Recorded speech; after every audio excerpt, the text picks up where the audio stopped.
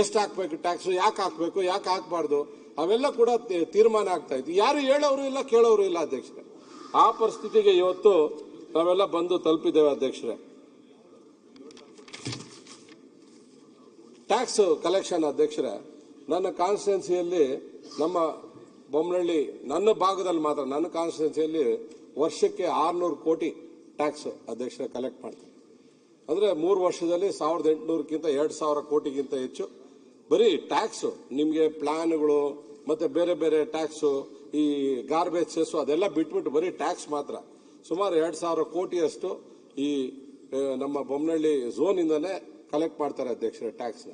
ನನಗೆ ಎಷ್ಟು ಕೊಟ್ಟಿದ್ದೀರಾ ಅಂತ ಕೇಳಿದೆ ಅಧ್ಯಕ್ಷರೇ. ಯಾವ ವಾರ್ಡ್ಗೆ ಎಷ್ಟೆಷ್ಟು ಕೊಟ್ಟಿದ್ದೀರಾ, ಏನು ಡೆವಲಪ್ಮೆಂಟ್ ಮಾಡಬಹುದು ಅಂತ ಕೇಳಿದೆ ಅಧ್ಯಕ್ಷರೇ. ಅವರು ಕೊಟ್ಟಿದ್ದಾರೆ, ಮೊದಲನೇ ವರ್ಷದಲ್ಲಿ 40 ಕೋಟಿ, ಎರಡನೇ ವರ್ಷದಲ್ಲಿ 50 ಕೋಟಿ, ಈಗ 75 ಕೋಟಿ ಕೊಟ್ಟಿದ್ದೀವಿ ಅಂತ ಕೊಟ್ಟಿದ್ದಾರೆ ಅಧ್ಯಕ್ಷ. ನಾವು 3 ವರ್ಷದಲ್ಲಿ 2000 ಕೋಟಿಗಿಂತ ಹೆಚ್ಚು ಟ್ಯಾಕ್ಸ್ ಕಟ್ತಾ ಇದ್ದೀವಿ ಅಧ್ಯಕ್ಷರೇ. ನಾವು ಈ ಕೇಂದ್ರ ಸರ್ಕಾರನ ಬಾಯಿಗೆ ಬಂದಂಗೆ ಬೈತೀವಿ. ನಮ್ಮ ಪಾಪ ನನ್ನ ಸ್ನೇಹಿತರು ಇಷ್ಟೊತ್ತು ಮಾತಾಡ್ತಾ ಇದ್ರು, ಏನೇನ್ ಬೇಕೋ ಬೈದು. ಫಸ್ಟ್ ನಮಗೆ ಇಲ್ಲಿ ಗತಿ ಇಲ್ಲ, ಡೆವಲಪ್ಮೆಂಟ್ ನಮಗೆ ದುಡ್ಡು ಇಲ್ಲಿ ಕೊಡ್ತಾ ಇಲ್ಲ. ನಾವು ಮುಖ್ಯಮಂತ್ರಿಗಳನ್ನ ಕೇಳಿದ್ವಿ 2-3 ಸಾರಿ, ಸರ್ ನಿಮ್ಗೆ ಏನಾದರೂ ಡಿ ಕೆ ಶಿವಕುಮಾರ್ ಅವ್ರ ಮೇಲೆ ಕೋಪ ಇದ್ರೆ ನೀವು ದಯವಿಟ್ಟು ಬಿಟ್ಬಿಡಿ ಸರ್, ನಮಗೆ ಬೆಂಗಳೂರು ಡೆವಲಪ್ಮೆಂಟ್ ಸ್ವಲ್ಪ ಹಣ ಕೊಡಿ ಸರ್ ಅಂತ ನಾವೆಲ್ಲ ರಿಕ್ವೆಸ್ಟ್ ಮಾಡಿದ್ವಿ ಮುಖ್ಯಮಂತ್ರಿಗಳು. ನಿಮ್ಗೇನು ಕೋಪ ಇಲ್ಲ ಬಿಡಿ ಸರ್ ಅವ್ರ ಮೇಲೆ, ಆದ್ರೆ ಬೆಂಗಳೂರು ಡೈರೆಕ್ಟ್ ಆಗಾದ್ರೂ ಸ್ವಲ್ಪ ಹಣ ಬಿಡುಗಡೆ ಮಾಡಿ ಅಂತ ಮುಖ್ಯಮಂತ್ರಿಗಳು ನಾನು ಒತ್ತಾಯ ಮಾಡ್ತೀನಿ ಸರ್.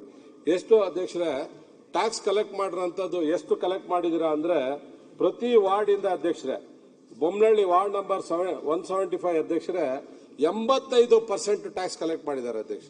ಆ ರೀತಿ 85, 101%, ಬಿಳೇಕಳ್ಳಿ 101%, 100% ಟ್ಯಾಕ್ಸ್ ಮಾಡೋದು ನೋಡಿದೀವಿ. ಇಲ್ಲಿ ನೋಡಿ ಅಧ್ಯಕ್ಷರೇ, 101% ಟ್ಯಾಕ್ಸ್ ಕಲೆಕ್ಟ್ ಮಾಡಿದ್ದಾರೆ ಆ ವಾರ್ಡ್ ಅಲ್ಲಿ. ಅಲ್ಲಿ ನನಗೆ 3 ಕೋಟಿ ಕೊಟ್ರೆ ನಾನು ಏನಂತ ಹೋಗಿ ಹೇಳ್ಬೇಕು ಅಧ್ಯಕ್ಷರೇ ಅವ್ರಿಗೆ? ಅವ್ರು ಉಗಿಯಲ್ವಾ ಅಧ್ಯಕ್ಷರೇ ನಮ್ಮನ್ನ ಕರೆದು, ಅಲ್ಲ ರೀ ನಾವು ಟ್ಯಾಕ್ಸ್ ಕಟ್ತೀವಿ, ನಮ್ಮ ಮನೆ ಮುಂದೆ ರಸ್ತೆ ಹಾಕ್ಲಿಲ್ಲ ಅಂದ್ರೆ ಯಾರ್ರೀ ಜವಾಬ್ದಾರಿ? ನೀವು ಹೋಗಿ ಸರ್ಕಾರ ಕೇಳಿ ಗಲಾಟೆ ಮಾಡಿ ತನ್ನಿ ಅಂತ ಕೇಳಲ್ವಾ ಅಧ್ಯಕ್ಷರೇ? ಇವತ್ತವರೆಗೂ ನಾವು ಒಂದು 10-15 ಸಲ ಎಲ್ಲಾನು ಮೀಟ್ ಮಾಡಿ ನಾವು ಅನುದಾನ ಕೊಡಬೇಕು ಅಂತ ಕೇಳಿದ್ವಿ ಅಧ್ಯಕ್ಷರೇ.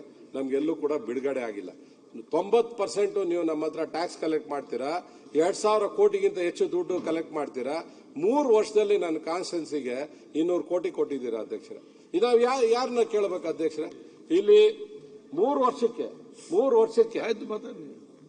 ಅಧ್ಯಕ್ಷರೇ, ನಾನು ಯಾಕೆ ಇದನ್ನೆಲ್ಲ ತಂದಿದ್ದೀನಿ ಅಂದ್ರೆ ನಿಮ್ಗೆ ಬೇಕಂದ್ರೆ ಕಳ್ಸಿಕೊಡ್ತೀನಿ, ನೀವು ನೋಡಿ ಪರ್ಸೆಂಟೇಜ್.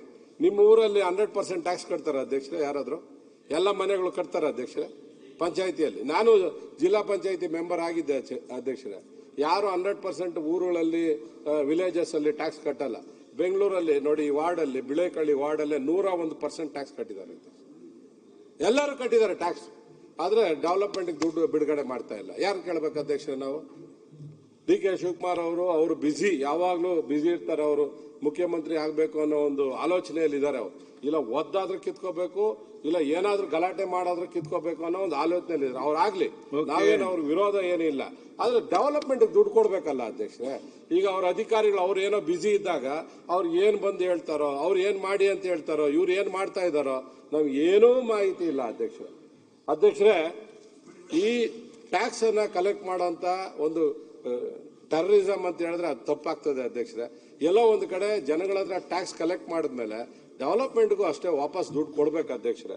ಅದನ್ನ ಕೊಡ್ತಾ ಇಲ್ಲ. ನಾನು ಯಾಕೆ ಈ ಪರ್ಸೆಂಟೇಜು ನಾನು ತಗೊಂಡ್ಬಂದಿದ್ದೀನಿ ಅಂದ್ರೆ ಅಧ್ಯಕ್ಷರೇ, 90% ಟ್ಯಾಕ್ಸ್ ಕಟ್ಸ್ಕೊಂಡು ಇವತ್ತವರೆಗೂ ಅದನ್ನ ಇವರು ನಮ್ಗೆ ವಾಪಸ್ ದುಡ್ಡು ಕೊಡ್ತಾ ಇಲ್ಲ ಅಧ್ಯಕ್ಷ. ಅದಾದ್ಮೇಲೆ ಅಧ್ಯಕ್ಷರೇ, ನೀವು ಕೂಡ MLA ಆಗಿ ಕೆಲಸ ಮಾಡಿದ್ರೆ, ನಾನು 4ನೇ ಬಾರಿ ಅಧ್ಯಕ್ಷ ಇಲ್ಲಿ MLA ಆಗಿ ಕೆಲಸ ಮಾಡ್ತಾ ಇದ್ದೀನಿ. ನಾವು ಯಾವ ಧರ್ಮದವ್ರನ್ನ, ಯಾವ ಜಾತಿಯವ್ರನ್ನ ವಿರೋಧ ಮಾಡಲ್ಲ. ಕಾಂಗ್ರೆಸ್ ಅವರು ವಾರ್ಡ್ಗಳು ಡಿವೈಡ್ ಮಾಡೋಂಥ ಸಂದರ್ಭದಲ್ಲಿ ಏನೇನು ಹೆಚ್ಚು ಕಮ್ಮಿ ಮಾಡಿದ್ದಾರೆ ಅಧ್ಯಕ್ಷರೇ, ಯಾರು ಅಲ್ಪಸಂಖ್ಯಾತರು ಇದಾರೆ ವೋಟರ್ಸ್, ಅವರಿಗೆ 3 ನಾಮ ಹಾಕಿದ್ದಾರೆ ಅಧ್ಯಕ್ಷರೇ. ನಾನು ಫಸ್ಟ್ ಟೈಮ್ ನಾನು ಬಿಜೆಪಿಯಿಂದ ಒಬ್ಬ ಮುಸ್ಲಿಂನ ಕಾರ್ಪೊರೇಟರ್ ಆಗಿ ಗೆಲ್ಸ್ಕೊಂಡಿದ್ದೆ ಅಧ್ಯಕ್ಷರೇ. ನಾವ್ಯಾರು ಮುಸ್ಲಿಂ ವಿರೋಧಿಗಳಲ್ಲ. ಯಾರು ದೇಶದ ವಿರೋಧವಾಗಿ ಮಾತಾಡ್ತಾರೆ, ಯಾರು ಪಾಕಿಸ್ತಾನ ಪರ ಮಾತಾಡ್ತಾರೆ ಅಂತವ್ರ ವಿರೋಧಿಗಳು ನಾವು ಇಲ್ಲಿರೋ ಮುಸ್ಲಿಮ್ಸ್ನು ಕೂಡ ನಾವು ತುಂಬಾ ಗೌರವಿತವಾಗಿ ಕಾಣ್ತೀವಿ ಅಧ್ಯಕ್ಷರೇ. ಹೆಂಗ್ ವಾರ್ಡ್ ಮಾಡಿದ್ದಾರೆ ಅಂದ್ರೆ, ಮುಸ್ಲಿಂ ಏರಿಯಾನ ತಗೊಂಡು ಅದನ್ನ ಅರ್ಧ ಭಾಗ ಮಾಡಿ ಇನ್ನೊಂದು ಏರಿಯಾಗೆ ತಗೊಂಡೋಗೋದು ಅಧ್ಯಕ್ಷರೇ. ತಗೊಂಡೋಗಿ 3,000 ಓಟ್ ಅಲ್ಲಿ, 10,000 ಓಟ್ ಬೇರೆ, ಅಲ್ಲಿ ಮುಸ್ಲಿಂಗೂ ಕೊಡಲ್ಲ. ಕೇಳಿ ಬೇಕಂದ್ರೆ ನಮ್ಮ ರಿಜ್ವಾನು ಇಲ್ಲೇ ಇದ್ದಾರೆ. ಎಷ್ಟು ಜನಕ್ಕೆ ಇವತ್ತು ಅವ್ರು ಕೊಡ್ತಾ ಇದ್ದಾರೆ ಅಧ್ಯಕ್ಷರೇ? ಕೊಡ್ತಾ ಇಲ್ಲ. ಅಲ್ಲಿ ಎಲ್ಲ ಕಾಂಗ್ರೆಸ್ ಅವ್ರು ಏನಾಗ್ಬಿಟ್ಟಿದೆ ಅಧ್ಯಕ್ಷರೇ, ಬೇರೆ ಯಾರು ಓಟ್ ಹಾಕಲ್ಲ, ಮುಸ್ಲಿಮ್ಸ್ ಅವ್ರನ್ನ ವೋಟ್ ಬ್ಯಾಂಕ್ ರೀತಿ ಅವ್ರು ಏನೂ ಕೆಲಸ ಮಾಡ್ಕೊಡಲ್ಲ. ಅವ್ರಿಗೆ ಏನಾಗ್ಬಿಟ್ಟಿದೆ ಅಧ್ಯಕ್ಷರೇ, ಮುಸ್ಲಿಂ ಕಮ್ಯುನಿಟಿ ಅವ್ರಿಗೂ ಗೊತ್ತಾಗ್ಬಿಟ್ಟಿದೆ, ನಮಗೆ ನಾವು ಬಿಜೆಪಿ ಸ್ವಲ್ಪ ವಿರೋಧ ಮಾಡ್ತೀವಿ, ಆಲ್ಟರ್ನೇಟ್ ಪಾರ್ಟಿ ಇಲ್ಲ, ಅದಕ್ಕೆ ಕಾಂಗ್ರೆಸ್ಗೆ ಆಗ್ತಾ ಇದೀವಿ ಅಂತ.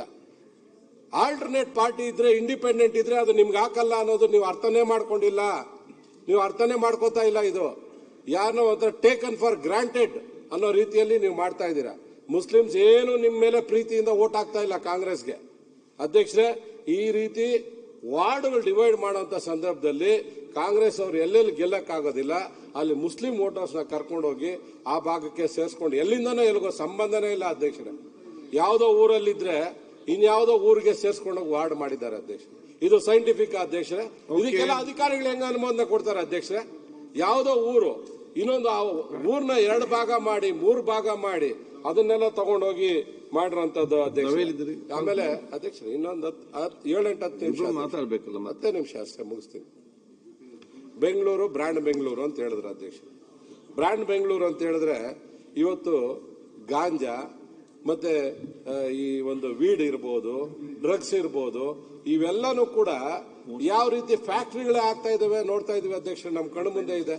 ಇದನ್ನು ಕಂಟ್ರೋಲ್ ಮಾಡಬೇಕು ಕೆಲವು ಪೊಲೀಸ್ ಅಧಿಕಾರಿಗಳೇ ಅವ್ರ ಜೊತೆ ಸೇರ್ಕೊಂಡ್ಬಿಟ್ಟಿದ್ದಾರೆ ಅಧ್ಯಕ್ಷ.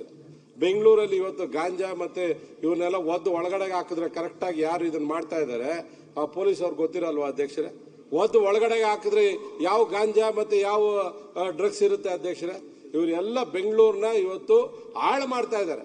ಇವತ್ತು ಬೆಂಗಳೂರಲ್ಲಿ ಒಬ್ಬ ಇನ್ಸ್ಪೆಕ್ಟರ್ ಪೋಸ್ಟಿಂಗ್ ಹಾಕೊಂಡ್ ಬರಬೇಕು ಅಂತ ಹೇಳಿದ್ರೆ ಸುಮ್ಮನೆ ಬರ್ತಾ ಇದ್ದಾರೆ ಅಧ್ಯಕ್ಷರೇ. ಅವ್ರು ಯಾರು ಪಾಪ ಏನು ಹಣನೇ ಖರ್ಚು ಮಾಡದೆ ಬರ್ತಾ ಇದ್ದಾರೆ ಅಧ್ಯಕ್ಷರೇ. ಈಗ ಉತ್ತರ ಕೊಡ್ಬೇಕಲ್ಲ. ಅವ್ರು ಬರ್ತಾರೆ ಮತ್ತೆ ಇವ್ರು ಯಾರೋ ಈ ತರ ಮಾಡೋಂಥವ್ರಿಗೆ ಇಂಡೈರೆಕ್ಟ್ ಆಗಿ ಸಪೋರ್ಟ್ ಇರ್ತಾರೆ. ಬೆಂಗಳೂರು ಜನ ಹಾಳಾಗ್ತಾರೆ. ಮಕ್ಕಳೆಲ್ಲ ಇವತ್ತು ಸ್ಕೂಲ್ಗೆ ಹೋಗೋ ಮಕ್ಕಳು, ಕಾಲೇಜ್ಗೆ ಹೋಗೋ ಮಕ್ಕಳು, ಅವ್ರಿಗೆ ಐಸ್ ಕ್ರೀಮ್ ಅಲ್ಲಿ, ಚಾಕ್ಲೇಟ್ ಅಲ್ಲಿ ಇವೆಲ್ಲ ಡ್ರಗ್ಸ್ ಮಕ್ಕಳಿಗೆ ಸೇರ್ತಾ ಇದೆ ಅಧ್ಯಕ್ಷರೇ.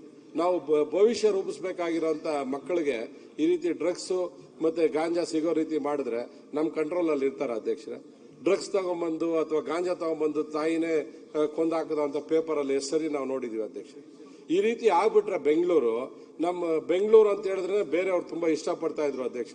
ಇಲ್ಲಿ ಇರಬೇಕು, ಇಲ್ಲಿ ವಾಸ ಇರಬೇಕು, ವೆದರ್, ಜನ, ಇಲ್ಲಿನವ್ರು ಒಳ್ಳೆಯವರು ಅಂತ. ಆದ್ರೆ ಇಲ್ಲಿ ಬಂದಾದ್ಮೇಲೆ ಕೆಲವರೆಲ್ಲ ಬಂದು ಸೇರ್ಕೊಂಡು ಈ ಡ್ರಗ್ ಸಿಟಿ ಮಾಡ್ತಾ ಇದಾರೆ ಅಧ್ಯಕ್ಷ.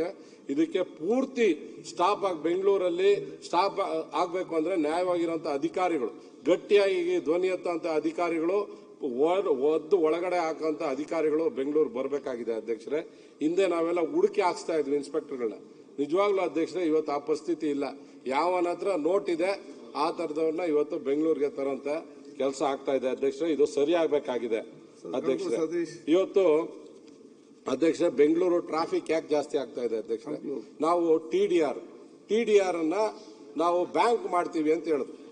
ಹಿಂದೇನೋ ಅಧಿಕಾರಿಗಳು ಹೇಳಿದ್ರು ಟಿಡಿಆರ್ ಬ್ಯಾಂಕ್ ಮಾಡಿ ನಾವು ರಸ್ತೆಗಳ ಅಗಲೀಕರಣಕ್ಕೆ ಜಾಸ್ತಿ ದುಡ್ಡು ಕೊಡ್ತೀವಿ, ಅವಾಗ ರೋಡ್ಗಳ ಅಗಲೀಕರಣ ಆಗ್ತದೆ, ನಮ್ಮ ಹತ್ರ ದುಡ್ಡು ಇಲ್ಲ ಅಂತ ಹೇಳಿದ್ರು. ಟಿಡಿಆರ್ ತಂದು ನೀವು ರೋಡ್ ಅಗಲೀಕರಣ ಮಾಡಿ. ಯಾವ್ದಾದ್ರು ಬೆಂಗಳೂರಲ್ಲಿ ರೋಡ್ ಅಗಲೀಕರಣ ಆಗಿರೋದು ನಿಮ್ಗೇನಾದ್ರೂ ಕಾಣಿಸಿದೆಯಾ ಅಧ್ಯಕ್ಷರೇ? ನೀವು ದಿನ ಬೆಂಗಳೂರಲ್ಲಿ ಓಡಾಡ್ತೀರಾ. ನನಗಂತೂ ಇಡೀ ಬೆಂಗಳೂರಲ್ಲಿ ಯಾವ ರೋಡು ಅಗಲೀಕರಣ ಆಗಿರೋದು ಕಾಣಿಸ್ತಾ ಇಲ್ಲ ಅಧ್ಯಕ್ಷರೇ. ಇವತ್ತು ಒಂದು ರೋಡ್ ಅಗಲೀಕರಣ ಆಗಿಲ್ಲ. ಟಿಡಿಆರ್ ಇವತ್ತು ಎಲ್ಲೂ ಕೂಡ ಬೇರೆ ರಾಮನಗರದಲ್ಲೆಲ್ಲ ಗಾರ್ಬೇಜ್ ಪ್ಲಾಂಟ್ಗೆ ಟಿಡಿಆರ್ ತಗೊಂಡು ಕೋರ್ಟ್ಗೆ ಹಾಕ್ತಾರೆ, ಅಥವಾ ಇನ್ಯಾವುದೋ ಬಿಲ್ಡಿಂಗ್ಗೆ ಟಿಡಿಆರ್ ತಗೊಂಡು ಅದು ಕೋರ್ಟ್ಗಳಿಗೆ ಹಾಕೊಂಡು ಆ ತರ ಕೇಸಸ್ ಇದೆ ಹೊರತು ರೋಡ್ಗೆ ಟಿಡಿಆರ್ ಕೊಟ್ಟು ಅಗಲೀಕರಣ ಮಾಡೋಂಥದ್ದು ಇವತ್ತವರೆಗೂ ಆಗ್ತಾ ಇಲ್ಲ ಅಧ್ಯಕ್ಷರೇ. ನಾವು ರೋಡ್ಗಳನ್ನ ಅಗಲೀಕರಣ ಮಾಡಲಿಲ್ಲ ಅಂತ ಹೇಳಿದ್ರೆ ಟ್ರಾಫಿಕ್ ಸಮಸ್ಯೆ ಇನ್ನೂ ಜಾಸ್ತಿ ಆಗ್ತದೆ ಅಧ್ಯಕ್ಷರೇ. ಆಮೇಲೆ ನಮ್ಮ ಒಂದು ಯೆಲ್ಲೋ ಲೈನ್, ನಮ್ಮ ಹೊಸೂರು ರೋಡಲ್ಲಿರುವಂತಹ ಒಂದು ಯೆಲ್ಲೋ ಲೈನ್ ಅಧ್ಯಕ್ಷರೇ, ಇವತ್ತು ಅದು ಮೋದಿ ಅವರು ಬಂದು ಅದನ್ನ ಉದ್ಘಾಟನೆ ಮಾಡಿದ್ರು. ಮುಖ್ಯಮಂತ್ರಿಗಳು ಕೂಡ ಬಂದಿದ್ರು ಅದನ್ನ ಉದ್ಘಾಟನೆ ಮಾಡಲಿಕ್ಕೆ. ಒಂದು ದಿನಕ್ಕೆ ಅಧ್ಯಕ್ಷರೇ ಮೆಟ್ರೋ ಇವತ್ತು ಅದು ಓಪನ್ ಆಗಿರೋದಕ್ಕೆ 1,00,000 ಜನ ಅಧ್ಯಕ್ಷರೇ, ರೆಕಾರ್ಡ್ ಬ್ರೇಕ್ ಅದು. 1,00,000 ಜನ ಇವತ್ತು ಮೆಟ್ರೋದಲ್ಲಿ ಒಂದು ದಿನಕ್ಕೆ ಓಡಾಡ್ತಾ ಇದ್ದಾರೆ ಅಧ್ಯಕ್ಷರೇ. ಬರೀ ನಮ್ಮ ಎಲೆಕ್ಟ್ರಾನಿಕ್ ಸಿಟಿಯಿಂದ ಜಯನಗರಕ್ಕೆ ಬರುವಂತ ಮೆಟ್ರೋದಲ್ಲಿ 1,00,000 ಜನ ಓಡಾಡ್ತಾ ಇದ್ದಾರೆ ಅಧ್ಯಕ್ಷ. ಇವತ್ತು ಬನ್ನರ್ಘಟ್ಟ ರೋಡ್ ಅಲ್ಲಿರುವಂತ ಮೆಟ್ರೋ ಇವತ್ತವರೆಗೂ ನಮಗೆ ಕಂಪ್ಲೀಟ್ ಆಗ್ತಾ ಇಲ್ಲ ಅಧ್ಯಕ್ಷರೇ. ಇದು 1 ವರ್ಷದ ಹಿಂದೆನೇ ಆಗ್ಬೇಕಾಗಿತ್ತು, ಇವತ್ತವರೆಗೂ ಆಗ್ತಾ ಇಲ್ಲ ಅಧ್ಯಕ್ಷರೇ. ಇವತ್ತು ಟ್ರಾಫಿಕ್ ಜಾಮ್ ಹೇಗಿದೆ ಅಂದ್ರೆ ಅಲ್ಲಿ ನಾವೆಲ್ಲ ಹೋಗ್ಬೇಕಂದ್ರೆ 2 ಅವರ್ ಬೇಕು. ಬೇರೆ ದೇಶಕ್ಕೆ ಹೋಗ್ಬಿಡ್ಬೋದು. ಇಲ್ಲಿಂದ ಹೆಬ್ಬಾಳಕ್ಕೆ ಹೋಗಕ್ಕಾಗಲ್ಲ, ಅಥವಾ ಇಲ್ಲಿಂದ ಕನಕಪುರ ರೋಡ್ಗೆ ಹೋಗಕ್ಕಾಗಲ್ಲ, ಅಥವಾ ಮೈಸೂರು ರೋಡ್ಗೆ ಹೋಗಕ್ಕಾಗಲ್ಲ. ಆ ಪರಿಸ್ಥಿತಿ ಇವತ್ತು ಟ್ರಾಫಿಕ್ ಇದೆ ಅಧ್ಯಕ್ಷರೇ. ಮೆಟ್ರೋ ನಮಗೆ ನಾವು ಆದಷ್ಟು ಬೇಗ ಮೆಟ್ರೋ ಕಂಪ್ಲೀಟ್ ಮಾಡಿದ್ರೆ ನಮ್ಮ ಸಮಸ್ಯೆಗಳು ಒಂದಷ್ಟು ಬಗೆಹರಿತದೆ ಅಧ್ಯಕ್ಷರೇ. ಸರ್ಕಾರ ಇದಕ್ಕೆ ಹೆಚ್ಚು ದುಡ್ಡು ಕೊಡಬೇಕಾಗಿದೆ ಅಧ್ಯಕ್ಷರೇ. ಬೆಂಗಳೂರು ಓವರ್ ಆಲ್ ಡೆವಲಪ್ಮೆಂಟ್ಗೆ ಏನು ನಾವು ಎಲ್ಲ MLAಗಳು ಒತ್ತಡ ಹಾಕಿದ್ದೀವಿ. ಇವತ್ತವರೆಗೂ ಕೂಡ ನಮಗೆ ಒಂದೊಂದು ಕಾನ್ಸ್ಟಿಟ್ಯೂನ್ಸಿಗೆ ಇಷ್ಟಾದ್ರೂ ಈಗ ಮುಖ್ಯಮಂತ್ರಿಗಳಿದ್ದಾರೆ, ಅಣ್ಣ ನೀನು ಗಾರ್ಬೇಜ್ ಸಮಸ್ಯೆ ಮಾಡಿ 50 ಕೋಟಿ ಹೊಡ್ಕೊಂಡೋದೆ, ಈಗ CM ಹತ್ರ ಏನೋ ಬರ್ಸ್ಕೊಂತ ಇದೀಯಾ. ನಾವು ಪಾಪ ಏನೋ CM ಇದಾರೆ ಅಂತ ನಾವು ಬೆಂಗಳೂರಿಗೆ ಹಣ ಕೇಳೋಣ ಅಂತಿದ್ರೆ ಅಲ್ಲಿ ಹೋಗಿ ಡಿಸ್ಟರ್ಬ್ ಮಾಡ್ತಾ ಇದೀಯಾ. ಸರ್